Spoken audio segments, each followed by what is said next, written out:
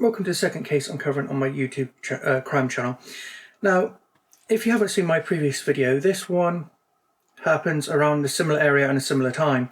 That previous case was Who Put Bella in the Witch Elm, so check that out. This one is about Charles Walton, and it happens about an hour's drive away from my previous case I covered, Who Put Bella in the Witch Elm, and it happens only a couple of years later. It happens on a cold Valentine's Day in 1945. It's in the quiet town of Lower Quinton. The town awoke to such a horrific crime it sent shockwaves around the nation, and it is unsolved to this very day. Charles Walton was a 74-year-old man, so in those days especially, he was getting on a bit in age, but he was also quite fit because he was still working. He was cutting hedgerows and things like that, and that is exactly what he was doing that day. To make a bit of extra money, especially during wartime. He was cutting some hedgerows for somebody in the local area, and that man claimed to have seen him earlier in the day cutting the hedgerows like he should have been. Charles Walton was known as a solitary man, but he did live in a little cottage with his niece. He worked on local farms, and of course, as with so many people who keep themselves to themselves, that isn't good enough. People are fed up with people getting involved in other people's lives, things like that. But yet when somebody lives a quiet life on their own, they don't get left alone. They get always rumours of, oh, they're a witch, they're this, they're that. And that is what he had. There was all sorts of rumours that he had these supernatural powers to basically whisper to animals on the farms and get them to do what he wanted, all sorts of just crazy stuff. Because basically, people like gossip. They like to know everything about everyone, and when they don't, they make it up.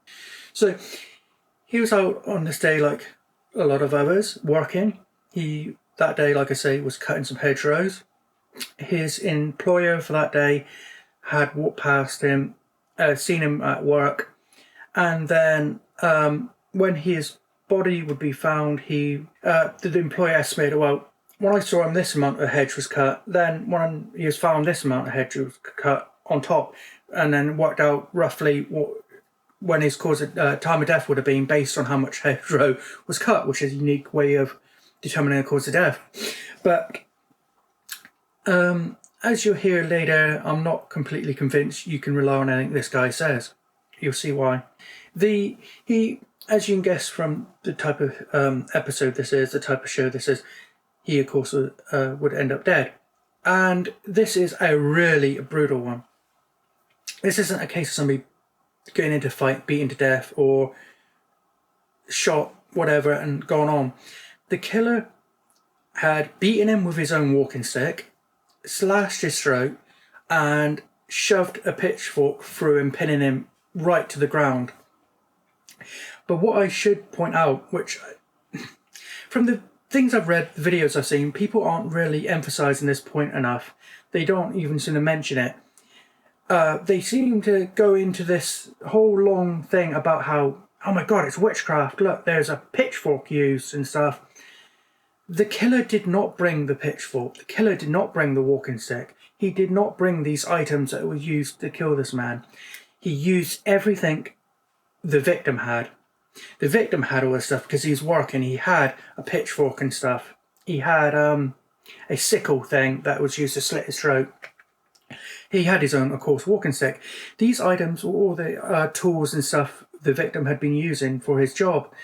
So the killer did not set out from home with a weapon to kill this guy, which makes me think it was just one of those things that happened on the spur of the moment. This wasn't premeditated. They likely got into a fight about something, and things escalated where it went completely just off the rails. The local police, were completely baffled, which probably don't help with limited resources during the Second World War.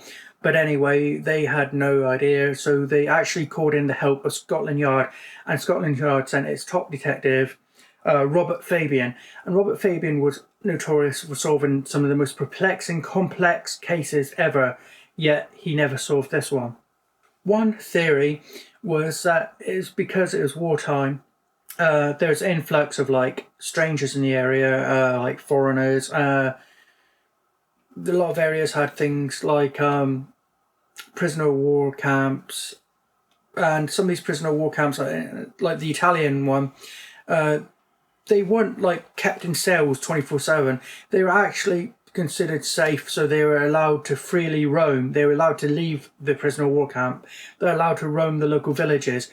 One theory is that it was somebody like that, but I don't think so, and there's no evidence for that. One part of the problem with solving this case was that the villagers were silent. They would not cooperate. They would not say a word, leading some to believe that the murderer was known to the villagers and they just wouldn't give up his name. Okay, so who is my suspect? Who is probably the prime suspect? Alfred Potter. He was a local farmer who employed Charles to do his hedges. He was also one of the people that helped discover the body along with Charles's niece. And of course, sometimes when people discover bodies, it's because they're responsible. And he was a little suspicious to the police to begin with because he was very calm, which you might be if you're innocent, but he was like really calm. And his timeline of events changed and didn't add up. So we've got the fact that he was one of the last people to see Walton alive.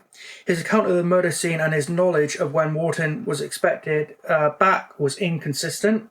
There was speculation that Potter may have owed Walton money or had a disagreement with him over his work. And that is where, that is what I believe. I think they got into some sort of fight over his work, like, well, that work isn't good enough, I'm not going to pay you. Or, that is shoddy work, I'm only going to pay you half, or something like that. And the guy was like, I've been out all day doing this hedge, you're paying me.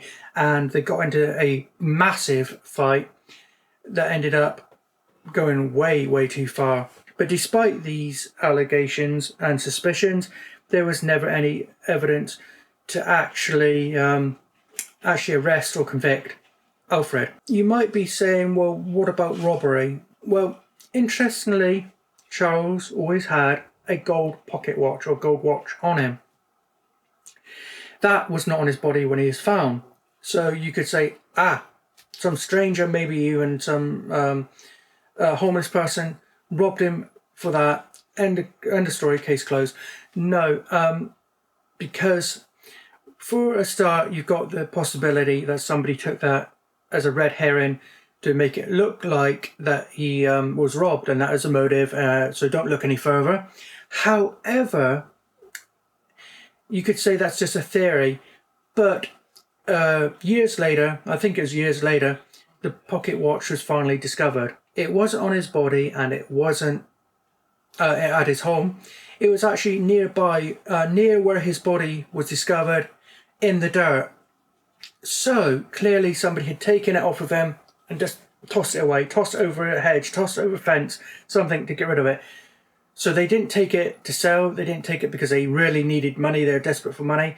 Clearly that theory that the pocket watch had gone as a red herring was correct. It was purely a red herring at the end of the day. Somebody took his watch and threw it away to make it look like a simple robbery gone wrong. Other theories involve, like I say, witchcraft, like in the Who Put Bella in the Witch Elm case. I don't believe that. The only reason I think really people think that witchcraft was involved was based on the fact that the weapons were like a pitchfork, and there's rumours he was a witch. But no, the rumours he was a witch were purely because he kept himself to himself and was quiet, kept out of the way of people, so people's imaginations run wild. And I might be able to entertain that somebody was involved with rituals and stuff if they had brought the weapons, if they brought like the pitchfork to do this. They hadn't. It was all his own instruments. He had them. The killer brought no weapons. And so, no. This was clearly not premeditated. This was not ritualistic. This was not witchcraft. This was simply a case of something gone wrong that day, such as an argument over payment, over money, and things escalated beyond belief, and really beyond belief in this case, because it wasn't just a fight with him beaten to death. There was a huge struggle. He really put up a fight for his life. It was a huge struggle. Then he ended up not just beaten to death, but stabbed and throat slit, and just really out of control this went. But I'd like to know what you think. Do you think it was witchcraft? Do you think it was Alfred Potter? Or do you think it was a homeless person for robbery? Which I think the fact that the watch was found, I think 15 years later in the dirt, says it wasn't that. But do you think it was? Do you think it was robbery? Do you think it was witchcraft? Do you think it was Alfred Potter? Do you think it's somebody else? Let me know in the description, in the comments below. And until next time, stay curious and stay safe.